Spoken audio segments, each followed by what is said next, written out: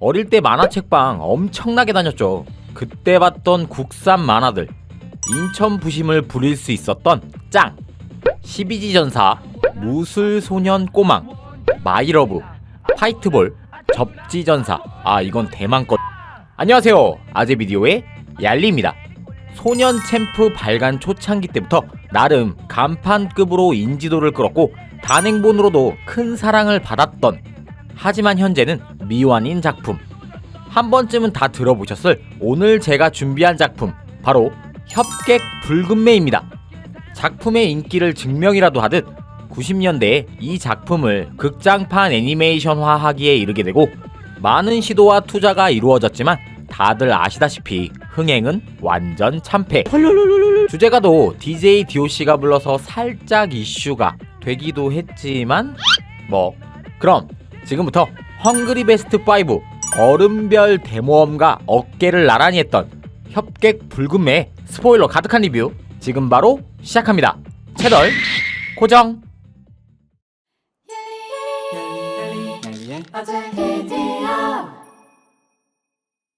아주 먼 옛날, 중원이 혼란에 빠져있던 시대, 영토를 둘러싼 지방 영주들 간의 싸움이 끊이지 않아 논밭은 황폐화되고 마을과 거리는 불탔으며 도적대들이 들끓어 많은 사람들이 고통받고 있다는 설정으로 붉은매는 시작합니다.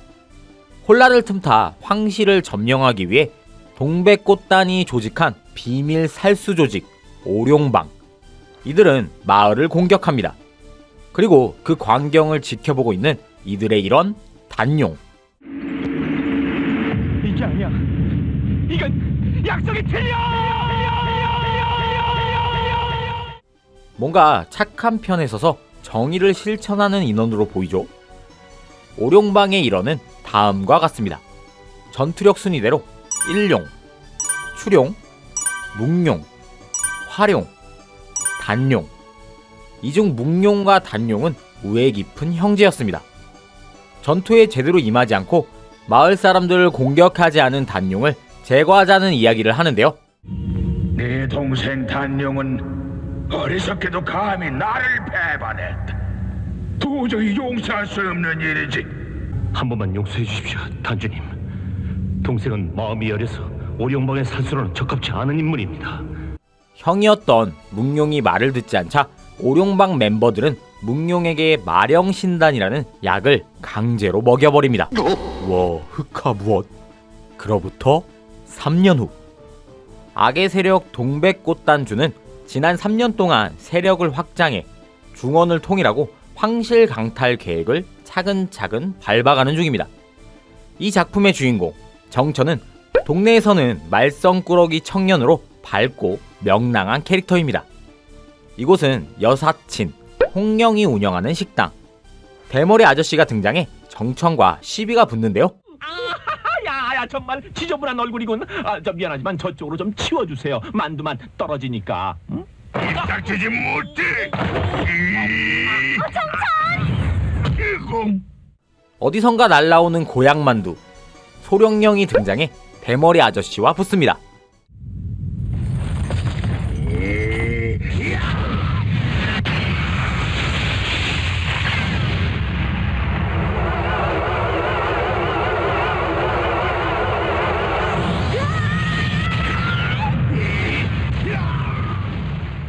에너르기파급 기공파를 날려 갑질 손님을 쓰러뜨리고 조용히 그녀는 사라집니다.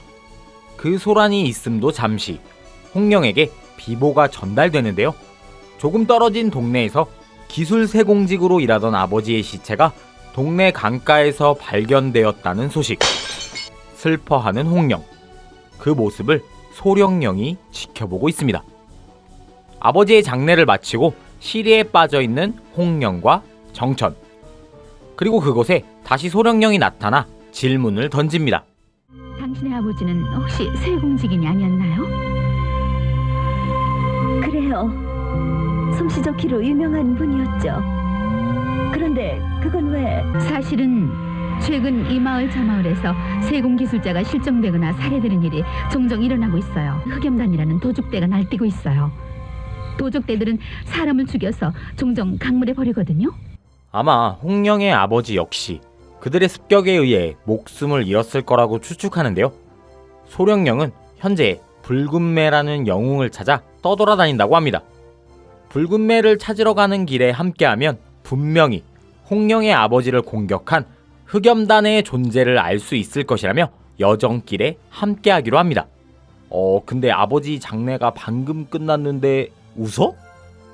이리하여 정천, 소령령, 홍령, 그리고 꼽사리 주발이라는 캐릭터가 함께 여행을 합니다.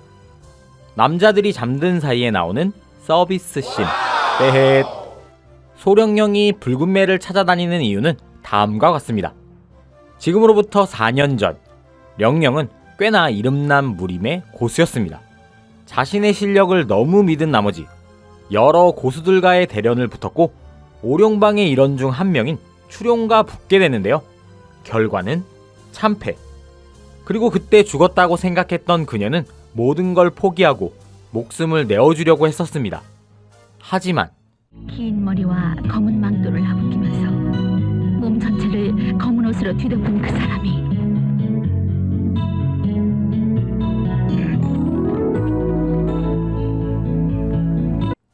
근데 내가 생각했던 붉은매랑 살짝 비주얼이 다른데? 그가 나타나자 오룡방 일원들은 사라지고 목숨을 지킬 수 있었습니다. 그에게 반했던 것인지 무려 4년이라는 시간 동안 붉은매를 찾아 헤맨 소령령. 수영을 즐기던 두 연인들, 흑염단의 쩌리 부하들이 느닷없이 공격을 시작합니다. 그때 붉은빛 성광급으로 등장하는 붉은매. 맞아, 이 비주얼이지. 붉은매는 막강한 전투력으로 쩌리들을 하나하나 쓰러뜨려 나갑니다. 이들의 리더로 보이는 애꾸눈의 사슬랏. 사슬랏은 이때 붉은매의 왼팔에 검상을 남기게 되고 붉은매는 자신의 기공포를 사용.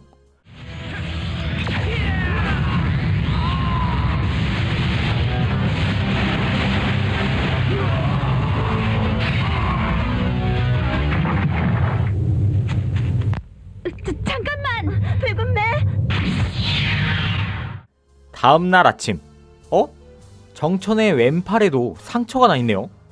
소령령은 정천이 혹시 붉은매가 아닐까 의심하지만 그의 평소 모습과 엉뚱한 행동에 역시 아니라는 생각을 합니다. 이건 내가 당시 초등학생 때 봤을 때도 모르면 바보인 복선이었는데. 계속되는 이들의 모험. 한밤중 홍령이 또다시 공격당해 흑염단에 납치를 당합니다. 머리수가 많아도 너무 많아 밀리는 소령령. 그때 다시 붉은매가 등장해 발의기를 모아 밀레니엄 레스비 모델급 화장을 한 창쟁이를 일격에 쓰러뜨립니다. 그리고 이들 무리의 보스 무룡과 붙는데요. 와, 공중부양 뭐야. 갑자기 각성하는 붉은매.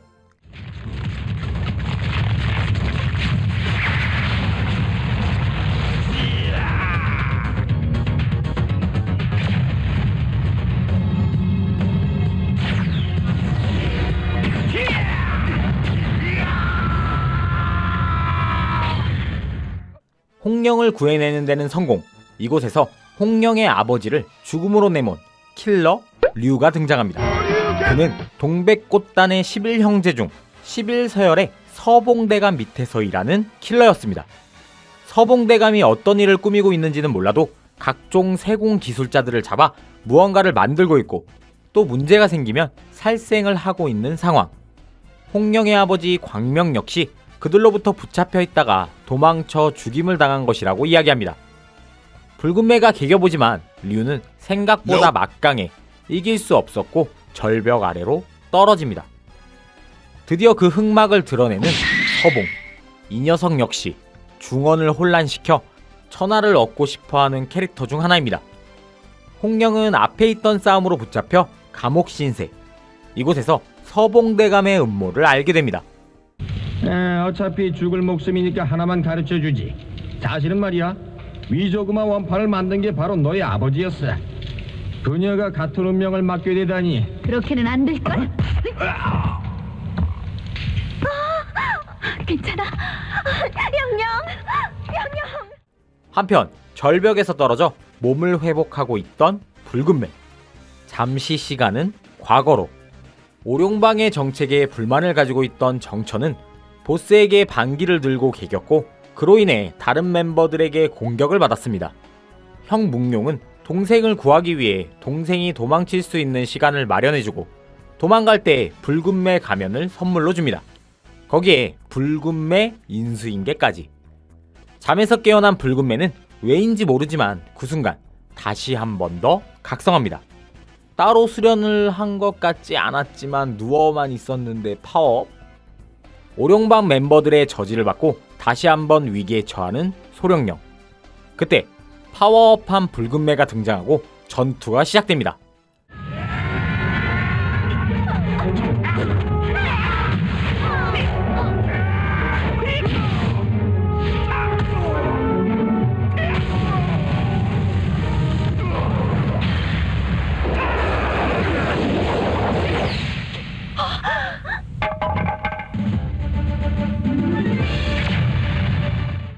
역시 정천이었죠.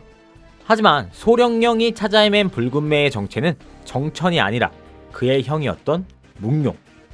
역시 가면 벗은 게 멋있네요. 각식탈도 뭔가 탈만 반만 있으니까 살짝 안 이쁘잖아. 그치? 이전이랑 비교도 안 되게 강해진 붉은매. 근데 머리 스타일은 어떻게 된 거야? 설마 이걸 따라하고 싶었던 건 아니지?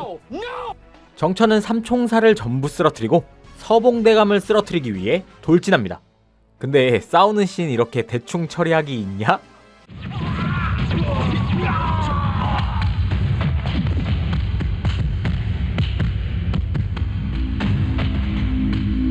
류 역시 각성한 붉은매에게는 상대가 되질 않습니다. 그렇게 다음 관문으로 향하는 붉은매. 그곳에서 만난 것은 신단을 먹고 흑화한 형 묵룡. 하지만 이미 형은 옛날의 형이 아니었습니다. 괴물처럼 변한 그 정천은 쉽사리 형을 공격하지 못합니다. 소령령이 도와주려고 왔지만 자신이 4년 동안 마음에 두고 찾아 헤맸던 진짜 붉은매의 존재가 지금은 적이 되어 나타나 그녀 역시 쉽게 공격하지 못합니다. 형의 흑화에 몹시도 슬퍼하는 정천. 정신 차렷! 싸대기를 맞아도 정신을 차리지 못하는데요. 하지만 형 묵룡 역시 이런 일이 있을 걸 전부 다 예견하고 조종당하기 전에 자신의 파워가 다 나오지 못하도록 손과 발에 근육을 다 끊어놓은 상태. 슬프다. 형의 뜻을 이어받고 이루기 위해서는 형을 제거해야 하는 현실. 어쩔 수 없이 정천은 형을 존내 패버립니다.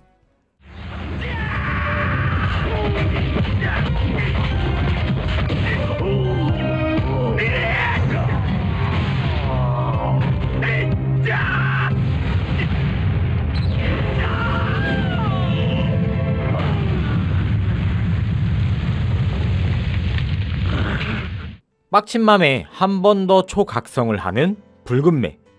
서봉 역시 고통을 까고 마지막 전투에 임합니다. 동백꽃단의 11형제 중 한 명인 서봉. 그는 역시 강력합니다. 뭐야, 무의식의 극이인가? 하얗게 변하는 붉은매. 자신의 필살기 넥슬라이스를 시전해 서봉을 쓰러뜨립니다.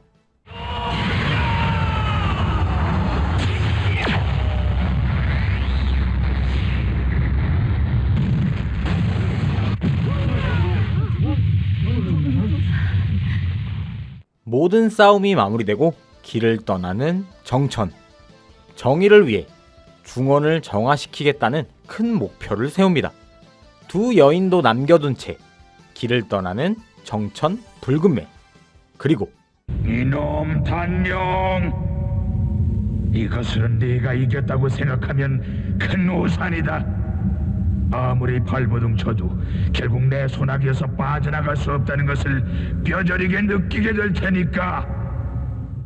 붉은매 2를 암시하는 듯 하죠.